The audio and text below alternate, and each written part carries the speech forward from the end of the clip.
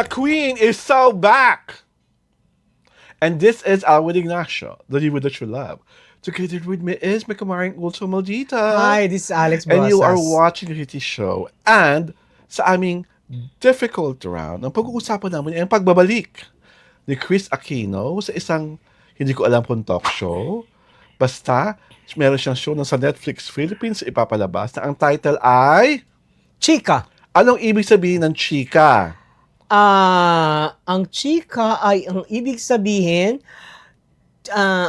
naku, I forgot na. Basta may ibig sabihin yung chika. Chief Chief Head of Insight Insight and Content Analysis. Okay. Everyone is welcoming her coming back to entertainment. Although alam natin na may nakakapagsabi, may nakakapagkwento na dinaramdam niya talaga yung kanyang tuhod because she has like rheumatoid arthritis. So, what are your expectations of Chris Aquino being the chief head of Insight and Content Analysis? Ako ito lang muna. I told you this, di ba? Sa PM. Ang tanging issue ko lang, for someone who's very literate, for someone who knows na ang wrong spelling ay wrong spelling, nabaliw ako, para lang maipasok yung K sa chika, yung content ginawang K. Kontent. Pwede naman chika na lang na C. Para Spanish, chika. Chika. Diba? Para pasok pa rin yung content. Kasi parang, ang dating sa akin, Chris Aquino ka naman, diba? At conscious ka sa grammar. Conscious ka sa spelling. Tapos pumayag ka na yung K, chika. Or it's because K yung Chris Aquino, kaya pumayag ka na yung K, content. It still doesn't fit you to use a title of a show with a word na mali ang spelling. Ako lang naman to. Hindi naman ako nag-iinarte, pero sa akin, wrong spelling, wrong. Ano expectations mo sa show? Tawag dito. Kasi teaser pa lang eh. Wala tayong alam kung ano yung laman. Kasi di ba pinakikialaman sa teaser, makikita mo pinakikialaman yung mga Pati editing. Yung editing, inedit yung kailangan may snow, kailangan chilling yung mga characters dun sa ano ba yun? Yung 1.5 ang rating ng show. Secret in Prague. Nila Andrea and kasi tatlong Enrique. shows, parang tatlong shows daw ang kanyang chika approved, di ba? Si ano pa? Blood versus Duty, Secret in Prague, tapos Master Cutter. Na-realize mo na yung Master Cutter at saka yung Prague ongoing pa ang airing.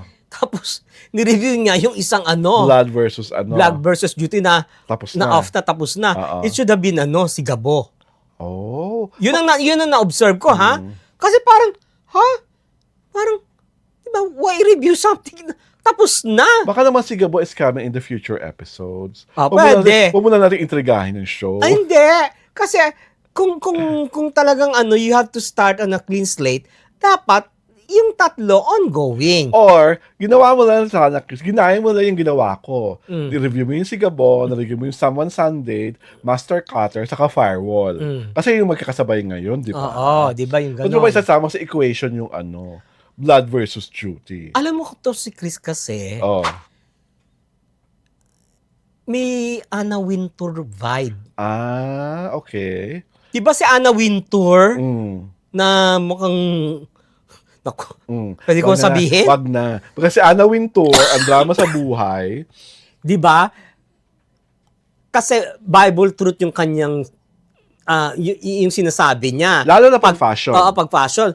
Pag sinabi niyang, ay, pangit ito, chuk! Hindi, yun.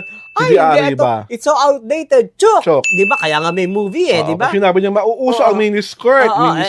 Yung mga ganon. Mauuso ang denim. Naka-denim ang lahat. So I think this is Chris Aquino's trying to be an Anna Wintour. Anna Wintour vibe show. But maybe if it's going to talk fashion, mananalig pa ako na Chris knows her fashion.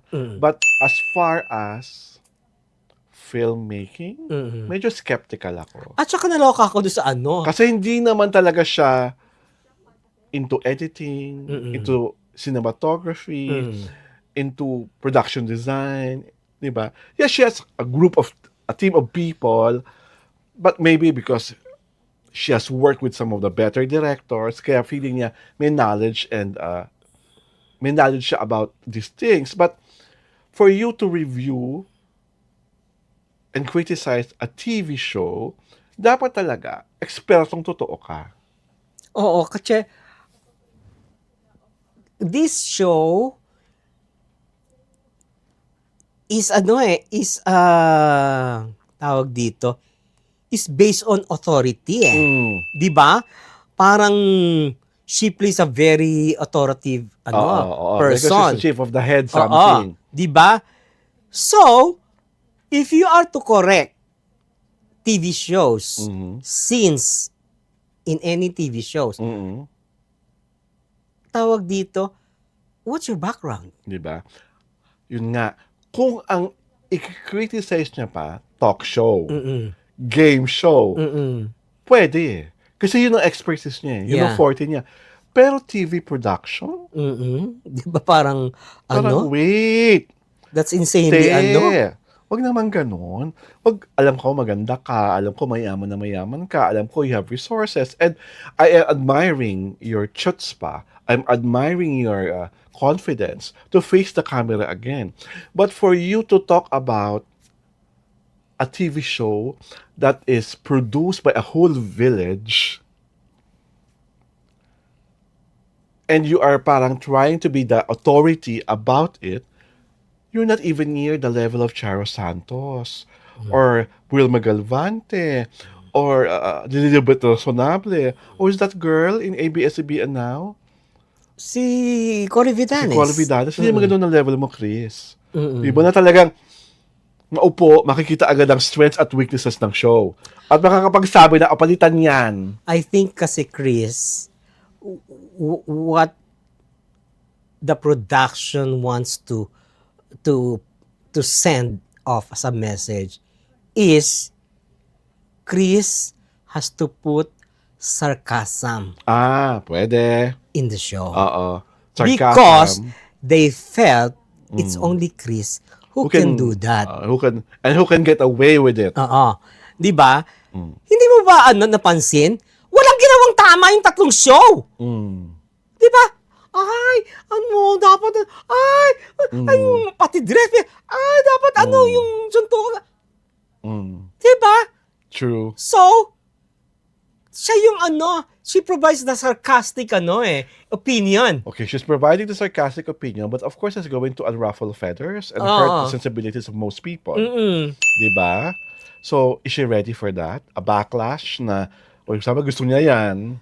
Alam mo kasi, Yung mga taong mga funny ng mga alam mo nasabing kasi, shows. ang feeling ko, she felt people will not be harsh on her.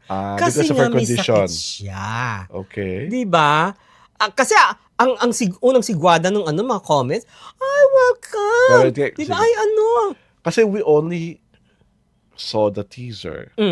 Ang flip side kasi niyan, pag totoo nga na sarcastic siya, na nag-nitpicking, ano ka sabihin ng mga tao? May sakit ka na nga't lahat, ganyan ka pa. Kaya ka nagkakasakit eh. Ayaw mong tumigil sa pangninega. Pwede ka naman, di ba? Pwede ka naman mag-point out lang ng mga magaganda tungkol sa show. Nag-arty-arty ka ng ganyan. Hindi ka naman expert. Lalampalang ka pa nga sa feng shui nga, hirap na hirap kang tumakbo eh. Sa feng shui nga, hirap na hirap kang tumili. Ilang takes ang ginagawa mo para bagong matawa si Chito Ronyo. Sa arty-arty ka ng ganyan. Yun ang flip side nun eh. Kasi, never naman siya nag-direct ng TV show. Yeah. Never naman siya naging producer ng kahit anong TV show. And she wasn't a critic At she's to begin with. she's never part of the creative process of creating, lalo na an action drama.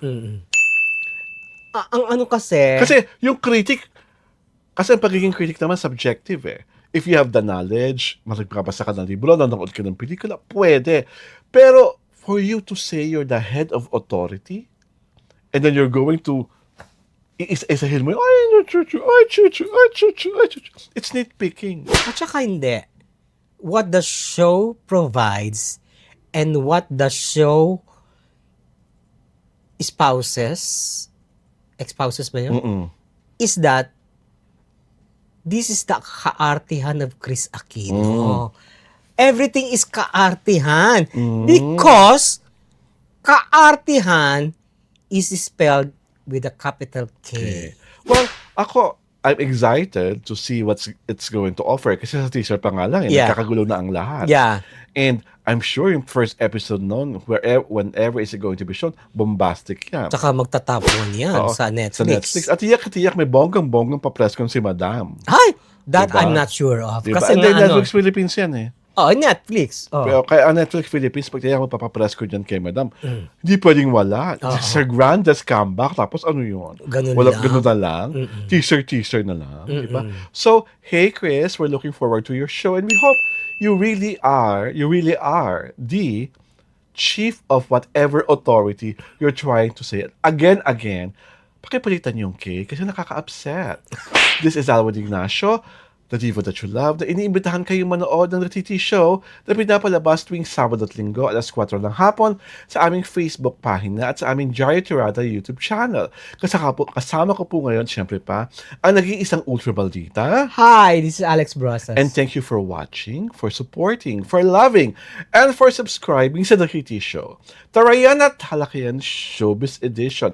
Magandang linggo po sa ating lahat.